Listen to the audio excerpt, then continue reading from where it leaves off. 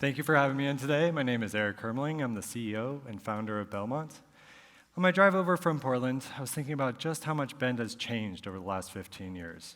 You see, I grew up here in Bend, and the Bend I grew up in is far different than the Bend you know today. No, the Bend I grew up in was a blue-collar logging town. And the Bend today is a vast city with great craft restaurants, amazing breweries, and it's a wonderful tourist destination for people from all over the world. And in the same way that Bend has changed over the last 15 years, so too has the office environment. A new generation of workers are entering the force, and they demand more from their workplace environment. And the lines between their personal life and work life have blurred. Simply put, they want the amenities and comforts of home at the office space.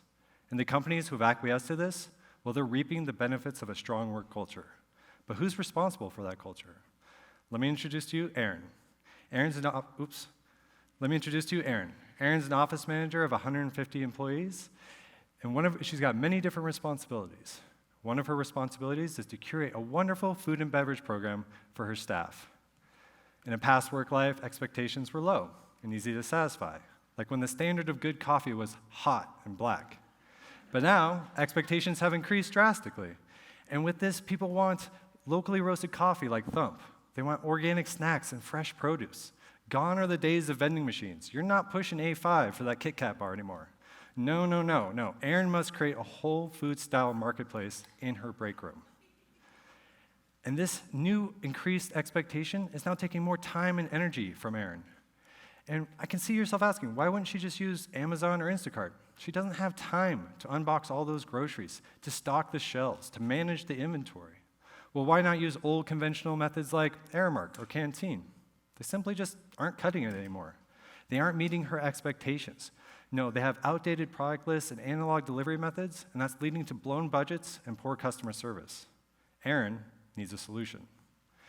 So, I'm sure you've heard of SaaS before, but have you ever heard of BRAS? I present to you the first ever Break Room as a Service.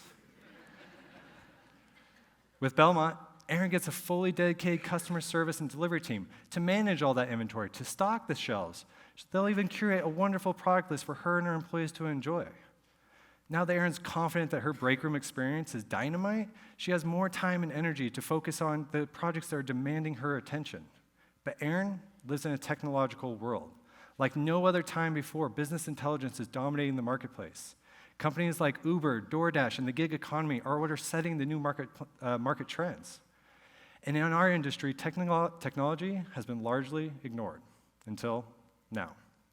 We're combining our technology with our BRAS model, and we are focusing on 4 key components: trending products with inventory control, budget management, customer service, and employee feedback. Now let me dive a little bit deeper into this. With our technology, Erin can subscribe to products in a mere seconds, and she can rest assured knowing that her break room is perfectly stocked at all time with our automatic inventory control. And we'll use customized suggestions from the marketplace to make sure that her team is getting the best products they can possibly have. With budget management, Erin's going to get up-to-date real-time spending reports right before that big meeting with the boss. And she can be confident that she's never going to blow a budget because we'll have budget cap alerts in place. And if she needs to add new products and services, she'll know exactly how much those cost with our cost projection tool. Our Effortless customer service allows for an online portal for Erin to chat with live people. And should she need on-site support, she can get that with a click of a button. We haven't forgotten the employees. The employees can give feedback on the products that they like. They can communicate their dietary needs. All of this information gives Erin the confidence to know which decisions to make. With our technological advancement, we are becoming the dominant provider of the break room experience in the market today. Now, I'm sure all of you have different experiences working in different office environments. So let me ask you this. Which type of industry do you think would benefit the most? Would it be law firms, technology firms, maybe manufacturing or apparel? Well, the truth is all of them. We service errands of all different industries. We have over 400 accounts in the Portland metro market area today. How did we get all those accounts? Well, we use a simple yet effective 3-step sales process. And when you combine that with our brand reputation, our average sales cycle is a mere 6 weeks. Over the past 7 years, we have grown over 90%, over the past 7 years, we have grown to become the leading break room provider in Portland. This year alone, we are growing over 90%. Our annual revenue will reach almost $4 million. And our projections for 2020, They're carrying us north of $6 million. We have created the blueprint, we've created the model, and it's successful. Now it's time to take it to the markets outside of Portland. And we have a 3-phase operational plan to do just that. Phase 1 was to design technology that automates the supply chain from vendor to customer. We've already completed that part. Phase 2 is to take that technology and bring it customer-facing forward so Erin can design that break room experience that her team desperately wants. Phase 3 is to scale into new markets with that technology through acquisition of local competitors and organic growth. We have identified 5 markets whose consumption and culture habits mimic that of Portland. These 5 markets total over $500 million of revenue opportunity. But who's going to pull this off? Our entire org team consists of an executive team, department leaders, and team members. All told, we have 28 full-time employees whose sole mission is to become the dominant break room provider in the market. Our ability to recognize and react quickly to market trends is what sets us apart from the competition. We are raising a fund right now to complete the operational phase 2 and enter into operational phase 3 of scaling into new markets. And in the same way the new generation will only know New Bend is the same way the new workforce will only know Belmont. Thank you.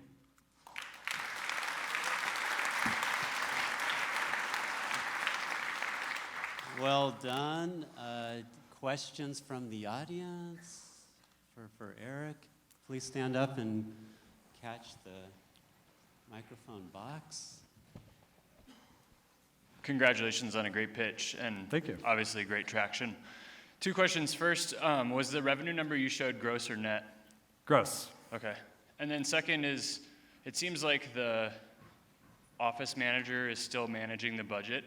Do you think there's a world where you'll have enough data that you could actually manage the inventory risk so that they just pay a flat fee and don't have to worry about overages?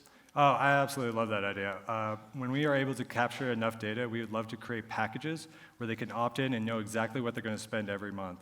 And if we can find that balance between where we're hitting our margins correctly, where we always try to achieve at least 48% gross profit, I believe we could even increase those numbers higher because people really want the simplicity of like, pay it and forget about it. So, great question. Okay, next question, raise your hand. Do we have one? Come on. Right down here at the end. All right, the blue catch box. Oh, good throw, Received yeah. on the 20-yard line. Got it. I've been coming to this thing for 4 years, and I love how enthusiastic this crowd gets every year when the box is flying through the air. Have you thought about franchising this? I think that's a great question. I think that the franchise model could work very successfully. The one complication that I find in this business model is that there are certain complexities to it that require quite a bit of training.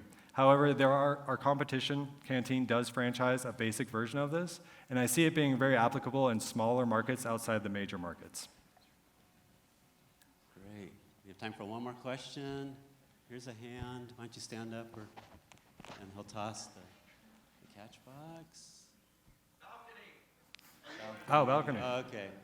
We'll do yours quick. We'll do 2 quick questions. Mine's quick. Okay. Buys you? What's your exit pathway? Sorry, I couldn't hear that. What is your exit? Our exit, who buys us? All the national competitors are definitely the first to be in line. A lot of their growth strategy stems from doing acquisition of companies just like ours, and we position ourselves well because we have the technology and the loyalty of our clients, so we become a very attractive exit offer. Outside of that, we could see maybe potential synergies with like Cisco or Amazon.